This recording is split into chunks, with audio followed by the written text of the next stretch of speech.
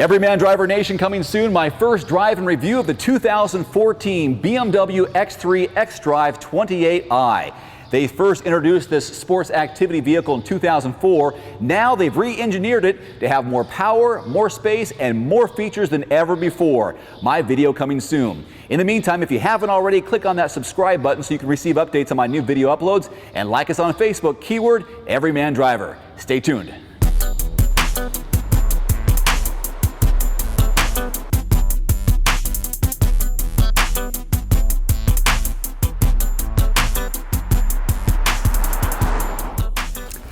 And a big welcome back to Everyman Driver. I am your host, Dave Erickson. Thanks so much for watching. This, my friends, is the 2014 Mitsubishi Outlander. It features 7-passenger seating as standard on all trim levels for 2014, as opposed to last year's model, which had both 5 and 7-passenger configurations, and represents the 3rd generation Outlander for Mitsubishi. Now, this comes in 3 trim levels: the entry-level ES, the SE, which comes in both 2-wheel drive and super all-wheel control, which I have right here, and the most powerful of all 3 trim levels, the GT. On the outside, the 2014 Outlander projects a very clean, simple, and yet progressive approach to its design. Halogen headlights and fog lights are standard, along with a front grille with chrome accents, heated side mirrors with mounted LED turn signal indicators, rear combination tail lights, and privacy glass, plus 18-inch alloy wheels. Now, together with aerodynamic improvements and weight reductions over previous models, this year's Outlander can achieve much better fuel economy. So under the hood of the 2014 Mitsubishi Outlander, you're looking at a 2.4-liter single overhead cam inline 4-cylinder mated to a CVT. It can produce 166 horsepower and 162 pound-feet of torque, and early fuel economy numbers put this at 24 miles per gallon in the city and up to 29 on the highway, although I have read sub-reports where it can achieve 31 miles per gallon on the highway. I've put about 225 miles on it this week, and I've been averaging in mixed driving 22 miles per gallon, so kind of disappointing. Now, I would strongly suggest looking at the GT trim level. Much more powerful engine, and fuel economy doesn't suffer that much. It has a 3-liter V6 mated to a 6-speed automatic transmission and can achieve 244 horsepower, and early numbers on that, 20 city up to 28 on the highway.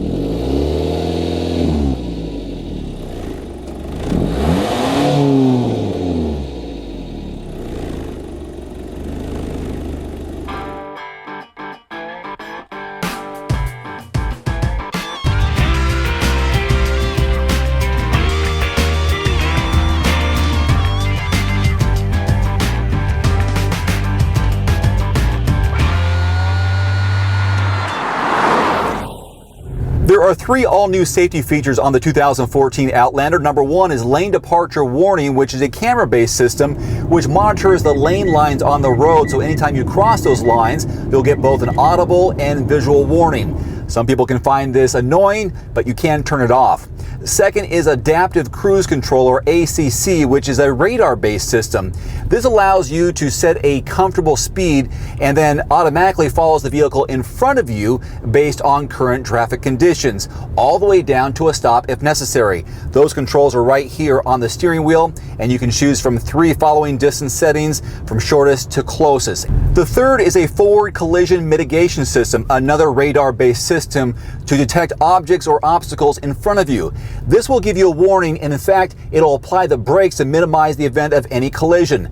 Some people might think this is Big Brother, but I do find this as a valuable safety tool when driving on the road.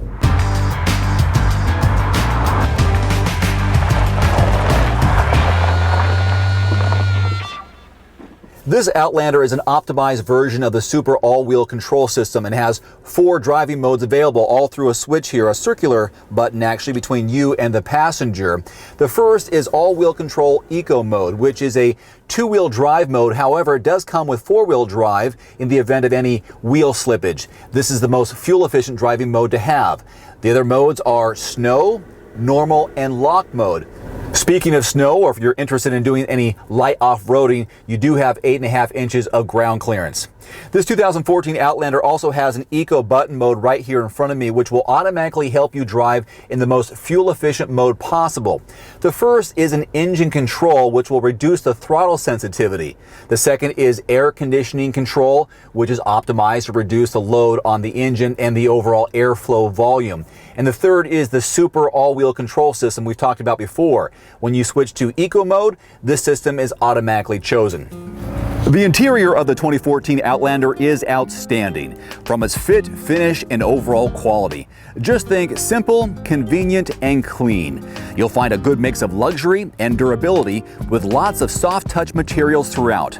Standard are a 6.1-inch full-color LCD multi-informational display, although my tester has the upgraded touring package, so my screen is 7 inches and includes navigation, real-time traffic, and so on. You have a leather-wrapped steering wheel and shift knob, gloss black instrument panel, heated front seats, front dual-zone climate control, backup camera, and steering wheel mounted cruise and audio controls, to name a few. All right, it is time for some real-world legroom and headroom inside the Mitsubishi Outlander. First of all, this was my driving position in the front seat, and here's how much room I have between my knees and the back of the seat, so this is adequate. I'd say it's on par for where it should be. Headroom is really good right here in the middle row seats. The third row seats will be a completely different story. Show you that in just a moment. This glass sunroof you see right here, that is part of the premium package, so that is not standard. And also part of the premium package is this leather seating back here, which is nice, a little bit firm. Now I can pull this lever to go back just a little bit to give myself a little bit more flexibility and comfort back here. That's just fine.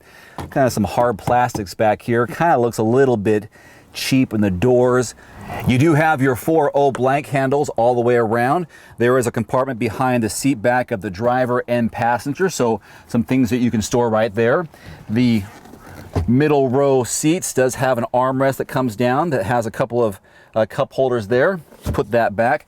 The real challenge though is getting in the back row seats. Not a big challenge, it is doable, but once you do get back there, that's where we're gonna have some challenges. Slides forward, get back here. Now, I'm 5'11", and look how much headroom or lack of headroom I have back here, which I think says a lot about who should be in the third row seats. It's gonna be kids or it's gonna be smaller adults, because this is not a place that I wanna sit back and enjoy a long ride. Luckily, this middle row seat does slide back and forth to give you a little bit more flexibility, but when it does, it kind of lessens the amount of legroom the person in front of you would have. Again, there are some hard plastics, but containers here for cups and maybe some keys. An amazing stereo system that comes all the way back here, which is nice. Again, I think the headroom is the biggest complaint back here. Yes, it can sit 7 people, but your adults better be in the middle row or the front seats back here is where we're gonna have the kids. Let's take a look now at cargo room and space in the trunk. Now, an automatic liftgate is a must nowadays. If you ask me, in my opinion, for these 7-passenger family haulers, the last thing you need to worry about is trying to fumble with your keys and open up the latch so you can open the back of your vehicle when your hands are full with groceries or packages or kids. So there are 2 ways to open this vehicle. There's a button just below where the driver is. Push that, or there's one here on the key fob. Double click that, and up comes your liftgate on the Outlander. Now, there is a lot of space back here, but you have to find it. There is about 10 cubic feet of volume behind this third row of seats, and there is a little bit of space just below here. The spare tire is under the vehicle. Now, this does serve a purpose. The purpose is holding these headrests, because when you want to fold this seat down, these won't fit. So that's what those are used for. Now, if you want to triple your amount of cargo space, this is what this is all about. You fold these down, and now you're looking at about 34 cubic feet of volume. This is what I mean by making more space. 10, now 34.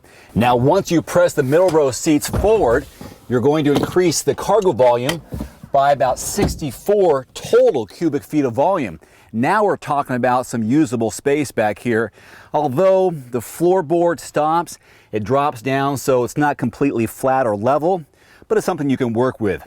By the way, if you're interested, this is rated to haul up to 1,500 pounds behind the vehicle, so if you do have something you want to tow, that is your capacity.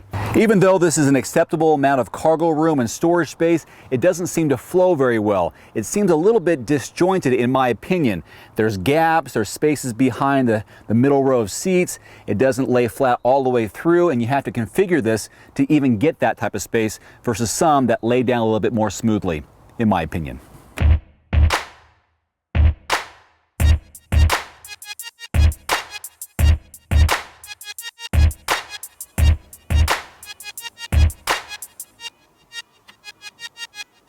So the beginning MSRP here on the 2014 Mitsubishi Outlander SE is $25,795.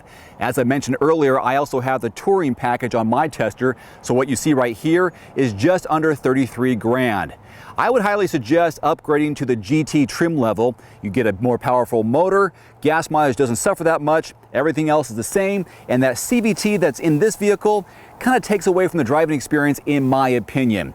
Either way, it's worth a look and a test drive. Until next time, I'm Dave Erickson with Everyman Driver. Thanks for watching.